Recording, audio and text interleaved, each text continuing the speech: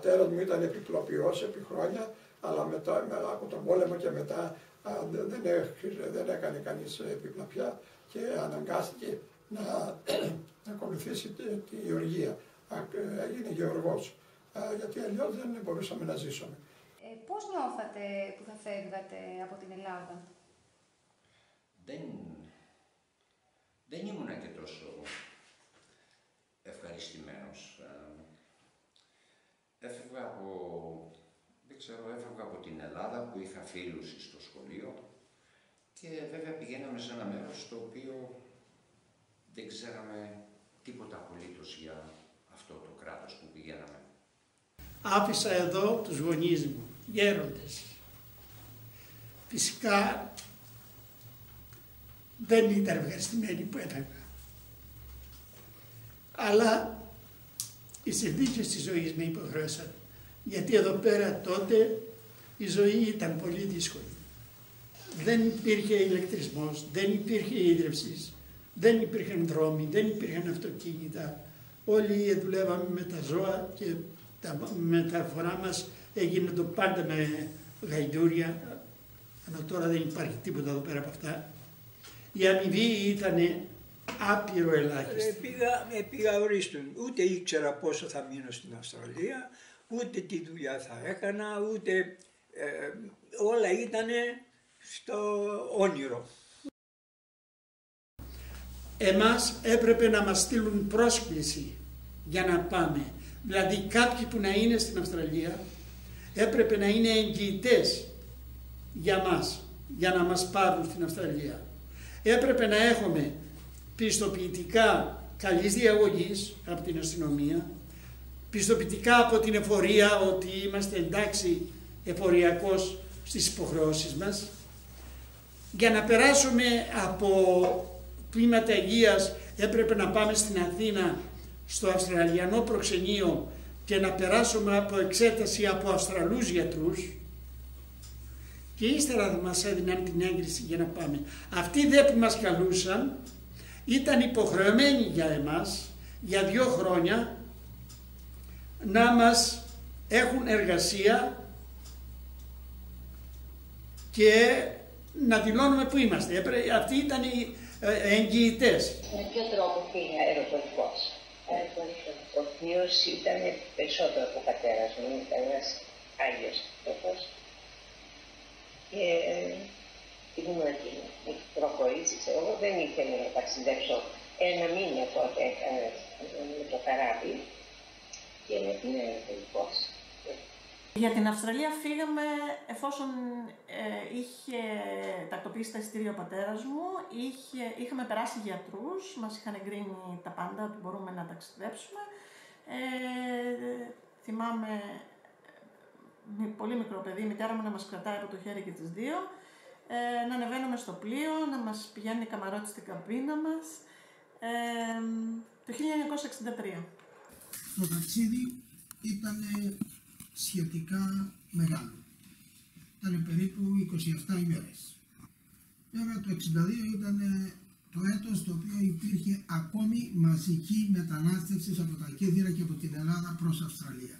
Πέρασαμε 12 μέρες στον Ινδικό ωκεανό, 12 μέρες περί τέτοια, δεν βλέπει στεριά καθόλου και φτάσαμε στο Πέρθ. Το Πέρθ ήταν το πρώτο λιμάνι της Αυστραλίας. Εκεί είδαμε άλλα πράγματα, εκεί είδαμε τάξη, εκεί είδαμε καθαριότητα, εκεί είδαμε πόλεις, εκεί είδαμε ωραία πράγματα. Εκεί πήγαμε Μέλμπορν και από το Μέλμπορν πήγαμε στο Σίδνεϊ. Στο Σίδνεϊ βγήκαμε στις 8 και 20 το πρωί, 29 Ιουλίου 1962.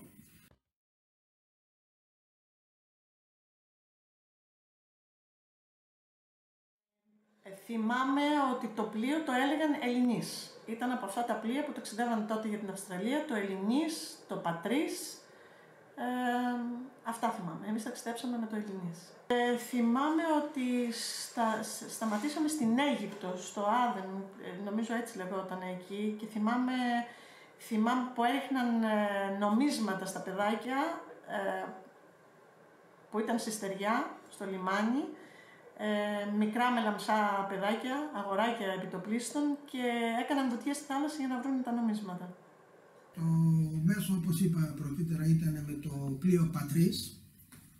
της εταιρείας Χανδρή, το οποίο δεν πρέπει να έτρεχε και πάρα πολύ, τα πήγαινε περίπου 400 μίλια το 24ωρο. Γι' αυτό πήρε και 27 ημέρες για να πάμε. Φύγαμε την οικονομική κατάσταση που ήταν τότε τα Κύθυρα και η Ελλάδα, το θεωρήσαμε ότι είχαμε και μεγάλη πολυτέλεια στο πλοίο μέσα. Είδαμε σαλόνια, είδαμε χορούς, είδαμε γλυκά, είδαμε όλα αυτά τα πράγματα τα οποία δεν τα γνωρίζαμε εκείνα τα χρόνια στα σπίτια μας, διότι η ζωή τότε δεν είναι όπως είναι τώρα. Το ταξίδι μας από το Πειραιά μέχρι το Σίδνεϊ κράτησε 28 ημέρες. Δεν ήταν και τόσο ευχάριστο. Το βαπόρι ήταν αρκετά μεγάλο, αλλά είχε περί τους 1.200 μετανάστες μέσα. Εγώ ήμουνα σε μια καμπίνα με 6. Μια καμπίνα τώρα να έχει 2-3 κρεβάτια, το ένα από πάνω από το άλλο, τέλος πάντων εκεί περνούσαμε. Καλά ήταν, μας πήγε. Το εισιτήριο από την Ελλάδα στην Αυστραλία την εποχή αυτή ήταν, ενώ το ημερομίσθιο ήταν 30 δραχμές, το εισιτήριο στο Κυρινία που ταξίδεψα εγώ και πάρα πολλοί άλλοι Κυθύριοι ήταν 12.500 δραχμές. Με αεροπλάνο από Αθήνα στο Κάιρο, από Κάιρο την άλλη μέρα Αλεξάνδρεια και από Αλεξάνδρεια Σίδνεϊ. Για το ταξίδι τι ετοιμασίες κάνατε? Τίποτα απολύτως. Ένα σακάκι φόρασα από του πατέρα μου που με φτάνανε μέχρι τον Αστράγαλο, φτώχεια ήξερα και ήλπιζα ότι θα βρω κάτι να φάω και να γίνω άνθρωπος. Πείτε μας τώρα για το ταξίδι, λίγα λόγια, πόσες ώρες κράτησε? Δεν ήταν ώρες, ήταν μέρες. Μάλιστα. Ήταν 29 μέρες. Μάλιστα θυμάμαι όταν μπήκαμε στο Πατρίς μέσα. Για μας βέβαια ήταν το πελώριο καράβι τότε, που τώρα που είδα φωτογραφίες το θεωρώ ότι ήταν πολύ μικρό, αλλά τέλος πάντων για εκείνα τα χρόνια ήταν μεγάλο καράβι. Στο μεταξύ, όλο τον καιρό το οποίο είμαστε μέσα στο καράβι, κάθε μέρα, κάθε πρωί, τα παιδιά πηγαίναμε όλοι σε μία αίθουσα, το οποίο μας μαθαίνανε το εγγλέζικο αλφαβητάριο και μας λέγανε μερικές λέξεις να μας μάθουν την Αυστραλέζικη, την εγγλέζικη γλώσσα.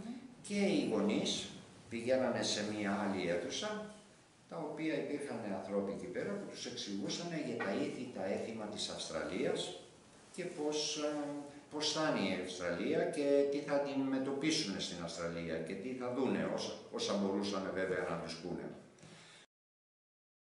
Ή στο καράβι μέσα, μάλιστα με βάλανε και τραγούδισα και ένα τραγούδι, το οποίο έγινε και αυτό. Και η μαμά και ο μπαμπάς είχαν πάει σε ένα χορό που κάνανε στη μεγάλη αίθουσα και πήρανε και το βραβείο που χορέψαν το καλύτερο ταγκό. Μάλιστα. Το τραγούδι που είπατε το θυμάστε? Ναι, το θυμάμαι.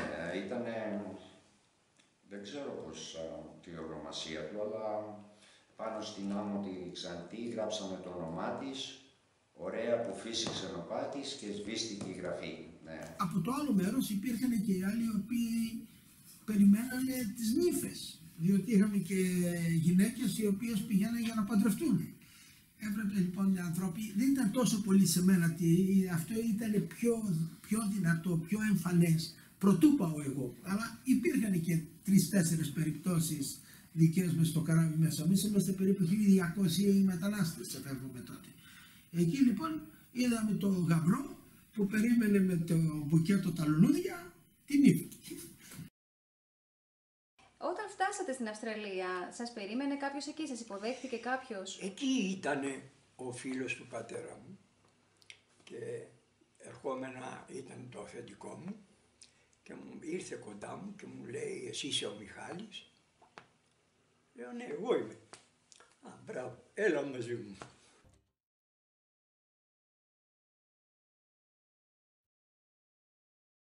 Περισσότερο έζησα στο Σίδνεϊ βέβαια, στο New South Wales, αλλά έκανα και 6 χρόνια στο Πέρθ, Δυτική Αυστραλία, που είναι πανέμορφη εκεί. Από εκεί έφευγα για μακρινές αποστάσεις σε εταιρείες και δούλεψα εκεί ως μάγειρας και εκεί έκανα και πολλά χρήματα. Φτάσαμε σε μια υπέροχη πόλη, στη Μελβούρνη, που την αγαπήσαμε, μας έδωσε πολλά και την κουβάλαμε πάντα στην καρδιά μας. Στο λιμάνι μας περίμενε ο πατέρας μου και αυτό το θυμάμαι. Θυμάμαι να μας κρατάει η μητέρα μου και να περπατάμε για να φτάσουμε σε ένα σημείο για να κατέβουμε από το πλοίο και έναν άντρα να έρχεται τρέχοντας με τα χέρια του σηκωμένα και να μας αγκαλιάζει. Είχα την τύχη να γνωρίζω λίγα αγγλικά που είχα κάνει μαθήματα εδώ στην Ελλάδα, στα Κύθυρα, και δεν δούλεψα σε κουζίνες, παρά δούλεψα κατευθείαν σερβιτόρος και έτσι η γλώσσα εξελίχθη πολύ γρήγορα, έπιασα φιλία με τους ντόπιους νεαρούς. Εμείς δουλεύαμε περίπου οι δύο συνεδρές, δουλεύαμε περίπου 16 ώρες την ημέρα. Από 14 μέχρι 16 ώρες την ημέρα ήταν ένα συνηθισμένο ωράριο. Και τα πρώτα χρόνια δουλεύαμε και 7 ημέρες την εβδομάδα, δεν είχε off. Το 1,5 χρόνο, έπειτα πέραμε και μία μέρα την εβδομάδα off. Ο μισθός τον οποίο πέραμε εγώ δεν έχω παράπονο, καλώς επληρώθηκα, ήταν περίπου, ο μισθός τότε ήταν περίπου 10 λίρες την εβδομάδα.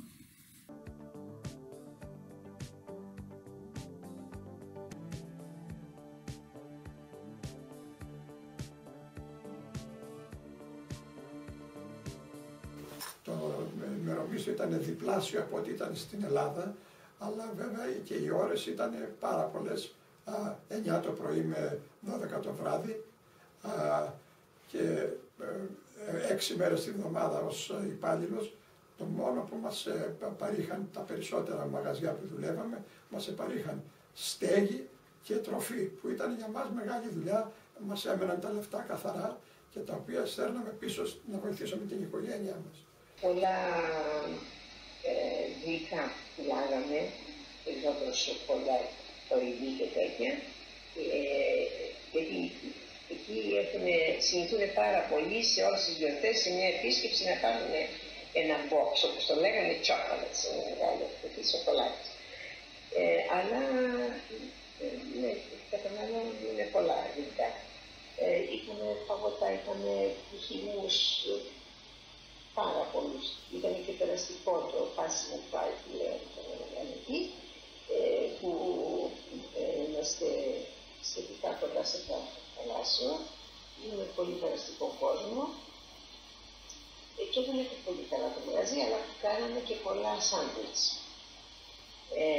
Γιατί είμαστε κοντά στα σχολεία και τράπεζες. Μετά πουθενά ορκιζόμαστε, γιατί ορκιστήκαμε εκεί. Για να γίνεις αυστραλός υπήκος πρέπει να ορκιστείς. Και ο όρκος που δίνεις είναι πολύ σημαντικός. Σου δίνει όλα τα δικαιώματα να είσαι Αυστραλέζος, αλλά και τις υποχρεώσεις να τηρείς τους αυστραλέζικους νόμους και να υπερασπίζεσαι την Αυστραλία. Τι μαγαζί ήταν και πόσα χρόνια δουλέψατε εκεί? Καφέ, milk bar, restaurant, fruit shop και mixed business. Και δούλεψα 4 χρόνια περίπου ως υπάλληλος και άλλα 8 ως ιδιοκτήτης, μισοϊδιοκτήτης. Εργάτες δουλεύαν οι γονείς μου, ο μπαμπάς μου σε κλωστήρια, όταν πρωτοπήγαμε δούλεψε και ο πατέρας μου και η μητέρα μου στο εργοστάσιο στην Goodyear που έφτιαχναν τα λάστιχα για τα αυτοκίνητα. Πολύ δύσκολη δουλειά, πάρα πολύ δύσκολη. Θυμάμαι τη μητέρα μου με γκάβματα στα χέρια της από τα λάστιχα. Μετά σε κλωστήρια, πολλές δουλειές. Η μητέρα μου μετά σε εργοστάσιο με παπούτσια, με πολύ ωραία παπούτσια. Σας είπα ότι εγώ λίγες γιορτές εκλέταγα. Δεν είχα περιθώρια. Γιατί και το Πάσχα και τη Λαμπρή και τη Μεγάλη Παρασκευή και όλες τις ημέρες εγώ δούλευα. Ποτέ μου δεν ήμουνα μια μέρα γιορτής εκτός εργασίας. Μπορώ να πω ότι αυτές τις μέρες ίσως είχα και περισσότερη δουλειά από τις άλλες μέρες. Πολύ περισσότερη. Κούραση ναι, διασκέδαση όμως Εγώ προσωπικά όχι. Άλλοι που έκαναν τη ζωή τους διαφορετική, είχαν τις συγκεντρώσεις τους, κάναν τις παρέες τους, έκαναν τις επισκέψεις του ένας τον άλλον στα σπίτια τους. Πολύ πολύ όμορφα και κοινωνικά.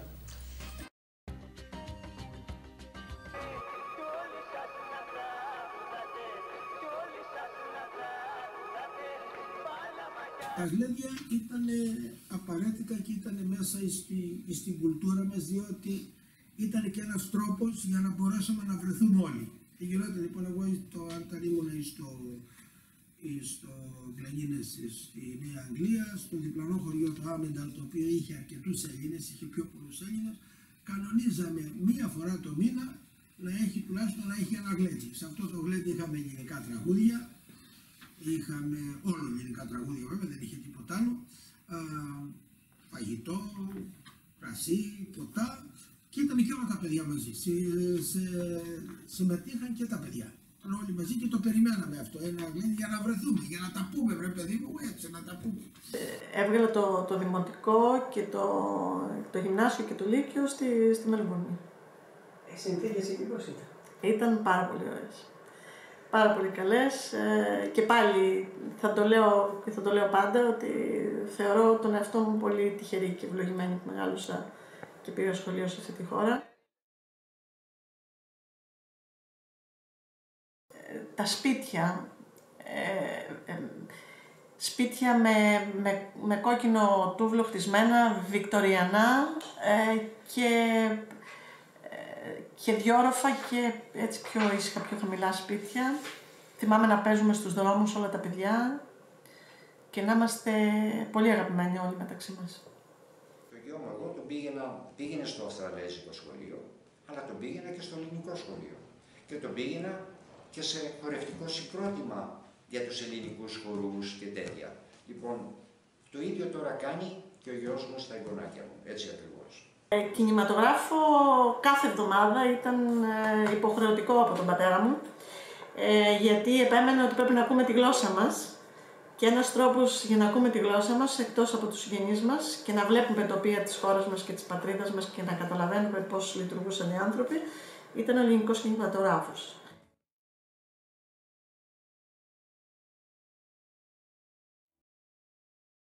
Γυρίσαμε στην Ελλάδα, αφού είχαμε πουλήσει το μαγαζί, να δούμε τους γονείς μας, και με το που ήρθαμε στην Ελλάδα ο πατέρας μου ήταν αρκετά άρρωστος και έτσι δεν μου το έλεγε αμέσως πλην σαφώς ότι πρέπει να κάτσω να δω μέχρι να πεθάνει τουλάχιστον ο πατέρας μου. Και έτσι, αλλά λέω πρέπει τα λεφτά που είχα κάνει στην Αυστραλία δεν τα είχα όλα μετρητά, γιατί του μαγαζιού τα λεφτά μας τα χρωστάγανε τα παιδιά που αγόρασαν το μαγαζί. Λέω πρέπει να κάνω κάτι για να μπορέσω να ζήσω την οικογένειά μου. Και λέω είχα και αυτόν τον πόθο να γίνω δάσκαλος πριν φύγω για Αυστραλία και απεφάσισα και πήγα στην Μαράτιο πραγματικά, φοιτήσα για 2 χρόνια και μάλιστα πήγα και πολύ καλά παρόλο που τα είχα αφήσει για τόσα χρόνια, κάπου 13 χρόνια, και το δεύτερο έτος πήρα και υποτροφία, η οποία υποτροφία ήταν 8.500 όταν ο μισθός του ενεργεία δασκάλου ήταν 2.000. Ήταν ένα σημαντικό ποσό. Πώς είδατε τα κύθυρα όταν γυρίσατε? Σας φάνε καναλαγμένα κάτι? Ασφαλώς ήταν. Ξέρω 20 χρόνια. Δεν είχε αυτή διαφορά.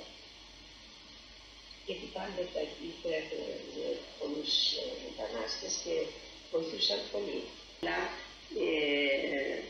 και των φίλων μας και των συγγενών μας τα παιδιά μας λένε «Για είσαστε πολύ τυχεροί που είσαστε στην Ελλάδα, που ήρθατε στην Ελλάδα». Όλοι δηλαδή κατά κάποιο τρόπο την καλή έννοια το ζηλεύουν που εμείς μείναμε εδώ και είμαστε εδώ. Και κάτι ξαδέρφια μου που μας είπαν κάποτε ότι είσαστε very well standard, δηλαδή είσαστε πολύ. Τελειώσατε γι' αυτό? Γιατί ήρθα πίσω? Ναι. Όχι. Ίσως έκανα σφάλματα στη ζωή μου, φοβερά σφάλματα. Εγκατέλειψα περιουσία στην Αυστραλία που είχα αξιωθεί και είχα δημιουργήσει και ήρθα εδώ και τα εγκατέλειψα όλα. Αλλά έμεινα ικανοποιημένος γιατί γύρισα στην πατρίδα μου. Στην Ελλάδα επέστρεψε το 1982 προς 1983. Ήταν λίγο ανάμεικτα τα συναισθήματα γιατί εγώ άφησα την οικογένειά μου όλη πίσω.